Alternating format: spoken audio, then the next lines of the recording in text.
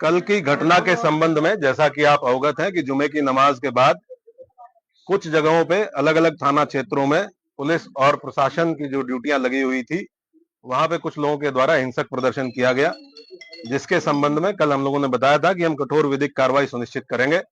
उसमें हम लोगों के द्वारा अब तक कुल 10 एफआईआर दर्ज की गई हैं, जिसमें थाना कोतवाली में 5 एफआईआर दर्ज की गई है, थाना बारादरी में 2 एफआईआर दर्ज की गई है, थाना किला प्रेमनगर और कैंट में एक एक एफआईआर दर्ज की गई है। इन दर्ज एफआईआरों में आज हम लोगों के द्वारा कुल 8 अपराधियों को, जो इस घटना में शामिल थे, 8 अभियुक्तों को गिरफ्तार करके जेल भेजा गया है। उनके नाम मैं आपको पढ़ के बता देता हूं। मौलाना तौकीर रजा, सरफराज पुत्र सलीम, मनीफुद्दीन पुत्र जरीफुद्दीन, अजीम अहमद पुत्र नसीम अहमद, मोहम्मद शरीफ पुत्र मोहम्मद अहमद, मोहम्मद आमिर पुत्र मोहम्मद जाहिद, रिहान पुत्र राजू और मोहम्मद सरफराज पुत्र समीम। इन 8 लोगों को आज हम लोगों के द्वारा गिरफ्तार किया गया है और जो रिमांड मजिस्ट्रेट है उनके समक्ष पेश करते हुए न्यायिक हिरासत में इनको लिया गया है। कोर्ट के आदेश के उपरांत इनको संबंधित जेल में भेजा गया है। टोटल जो 10 एफआईआर दर्ज हुई है, उसमें जो प्रमुख एफआईआर है थाना कोतवाली की, इसके बारे में मैं आपको बता देता हूं। एफआईआर नंबर 489/25, जिसमें भारतीय न्याय संहिता की धारा 109(1), 109(2), 118(2), 121(2), 189(5), 191(2), 195(1), 196(1), 196(2), धारा 223, 310(2), 324(5), 324(6), 61(2), धारा 62, आपराधिक कानून संशोधन अधिनियम धारा 7, सार्वजनिक संपत्ति नुकसान निवारण अधिनियम धारा 3 और सार्वजनिक संपत्ति नुकसान निवारण अधिनियम धारा 4। इन समस्त गंभीर धाराओं में जो हमारी प्रमुख एफआईआर है, जो खलील तिराहे पे घटना हुई थी, जिसमें जो पुलिस बल वहां पे लगा हुआ था, मजिस्ट्रेट्स जो वहां पे लगे हुए थे, इनके द्वारा बहुत संयमित तरीके से वहां जो भीड़ आई अचानक से, उसको रोकने का प्रयास किया गया, समझाने बुझाने का प्रयास किया गया। उसके बावजूद इस भीड़ के द्वारा बैरिकेडिंग को तोड़ के पुलिस बल के साथ दुर्व्यवहार करते हुए इस्लामिया कॉलेज पहुंचने के लिए प्रयास किया गया और उसके अंतर्गत पुलिस के ऊपर हमलावर हुए, पुलिस के ऊपर पथराव किया गया। वहां से हम लोगों के द्वारा जो सामग्री रिकवर हुई है उसके बारे में मैं आपको बता देता हूं। ईंट पत्थर के टुकड़े भारी मात्रा में रिकवर किए गए हैं, चप्पल जूते भारी मात्रा में, पुलिस के टूटे हुए बैरिकेड रिकवर किए गए हैं। वहां से कुछ ब्लेड्स, खोखा कारतूस 12 बोर और 315 बोर के, जो संभवतः फायरिंग में यूज होंगे, वो रिकवर किए गए हैं। जिंदा कारतूस रिकवर किए गए हैं। एक तमंचा 12 बोर का, जो संभवतः वहां किसी उपद्रवी के पास से गिर गया था भगदड़ में, एक ये रिकवर किया गया है। अवैध चाकू, लाठी डंडे और कुछ कांच की टूटी हुई बोतलों के टुकड़े, जिनसे पेट्रोल की बदबू आ रही है, जो संभवतः पेट्रोल भर के लाया गया था। ये सारी चीजें वहां से, जो घटनास्थल था खलील तिराहे का, वहां से बरामद की गई है। 2 वाहन क्षतिग्रस्त हुए हैं, गाड़ी संख्या यूपी 32 EG 3137 और एक मोटरसाइकिल, ये 2 वाहन क्षतिग्रस्त हुए हैं। अभी 8 लोगों को हम लोगों ने गिरफ्तार किया है। टोटल हम लोगों ने 39 लोगों को अब तक हिरासत में लिया है। 8 लोगों को गिरफ्तार करके न्यायिक हिरासत में भेज दिया गया है, जेल भेज दिया गया है। बाकी जितने लोग हैं उनसे हम लोग जो विधिक प्रोसीजर है पूछताछ करते हुए, क्योंकि ये भी बहुत आवश्यक है कि हम इन्वेस्टिगेशन के दौरान ये पता करें कि जो ग्राउंड पे लोग मौजूद थे, जो अलग अलग चौराहों पे पुलिस के साथ मिसबिहेव कर रहे थे, पुलिस के ऊपर हमलावर थे, पथराव कर रहे थे, और इनके पीछे कौन व्यक्ति था जो इनसे लगातार संपर्क में रहते हुए इनको ये करने के लिए उकसा रहा था। तो उस बिंदु पे इनसे पूछताछ की जा रही है। इनके मोबाइल फोन जिन जिन के रिकवर किए गए हैं, उन मोबाइल फोन से भी एविडेंस कलेक्शन किया जा रहा है। हम लोग लगातार ये सुनिश्चित करेंगे कि जो भी अभियुक्त इस घटना में शामिल थे, इन 10 एफआईआर में जो भी अभियुक्त शामिल थे, उन सभी की पहचान सीसीटीवी फुटेज के माध्यम से, जो हमारा मैनुअल इंटेलिजेंस होता है उसके माध्यम से, टेक्निकल इंटेलिजेंस के माध्यम से, और जो हमारे अभिसूचना विभाग है उसके माध्यम से हम लोग एकत्र करेंगे। और जितने भी लोग शामिल थे प्रत्यक्ष या अप्रत्यक्ष रूप से, उनकी गिरफ्तारी और उनके विरुद्ध कठोर कार्रवाई, जैसा कि माननीय मुख्यमंत्री जी और शासन की मंशा है। अपराध के विरुद्ध जीरो टॉलरेंस, कानून व्यवस्था की स्थिति एकदम दुरुस्त रहे, उसको कोई किसी भी प्रकार से बिगाड़ ना पाए, और बिगाड़ने वालों के विरुद्ध जीरो टॉलरेंस, इस पे हम लोग कार्रवाई सुनिश्चिट करेंगे।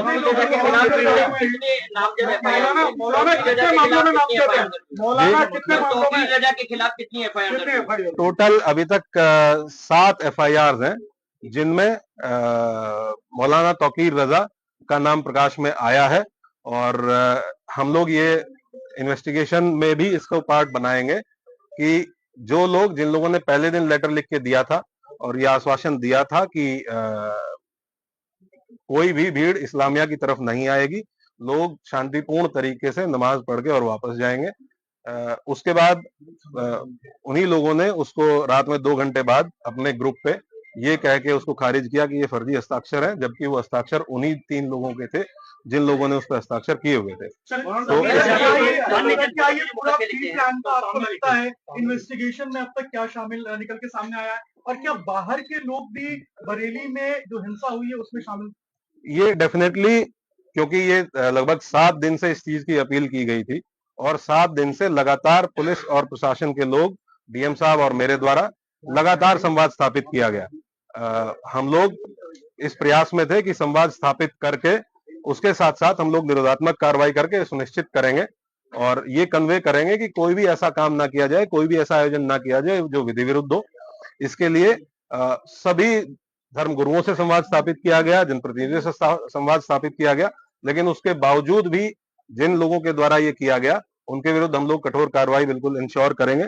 जो भी लोग इसमें, ये तो ऑब्वियस सी बात है कि आजकल जो लोग व्हाट्सएप से इसमें संपर्क में थे, हमारी इन्वेस्टिगेशन के दौरान ये भी तथ्य प्रकाश में आए हैं कि कुछ बाहर के आपराधिक तत्व, इस जनपद से बाहर के कुछ आपराधिक तत्व इस जुलूस में शामिल हुए, इस आयोजन में शामिल हुए थे, जिनके द्वारा इस तरह की समस्या पैदा की गई।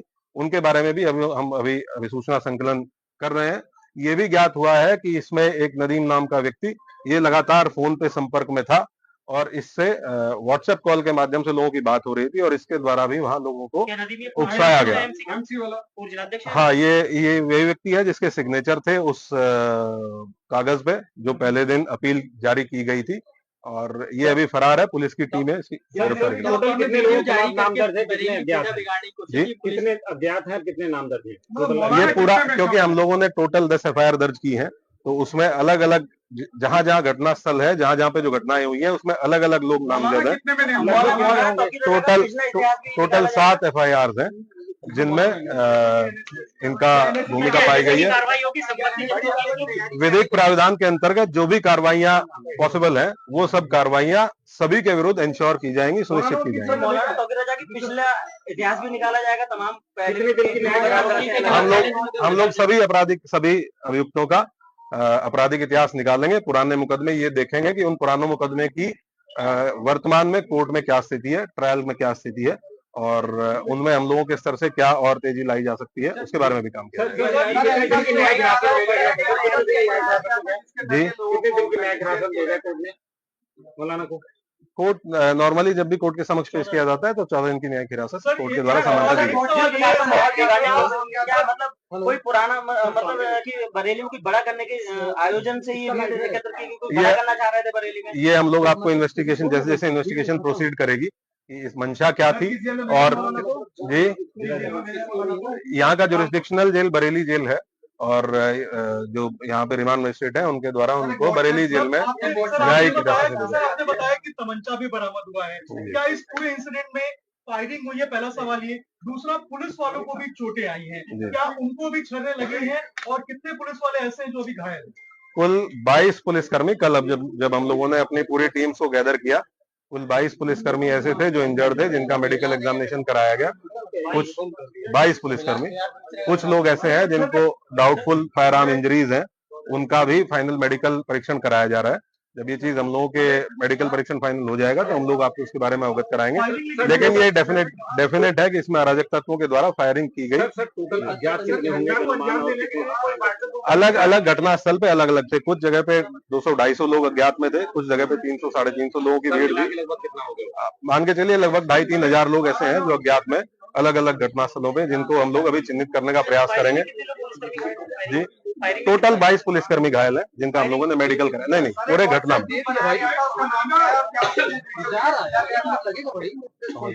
सर, ये टूलकिट का इस्तेमाल किया गया है क्या बरेली में हिंसा फैलाने के लिए? जिस व्हाट्सएप ग्रुप की आप बात कर रहे हैं, क्या सोशल मीडिया के जरिए प्रोपेगेंडा फैलाया गया था? क्योंकि कानपुर की घटना का बरेली में बार बार जिक्र आ रहा था, जब हम भी बात कर रहे थे कानपुर की घटना।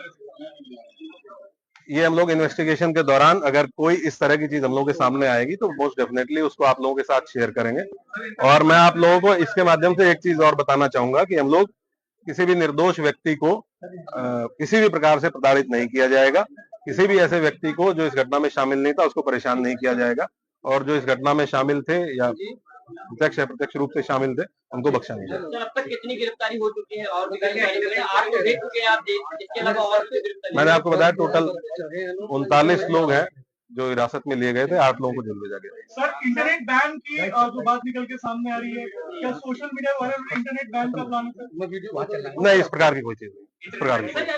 Thank you.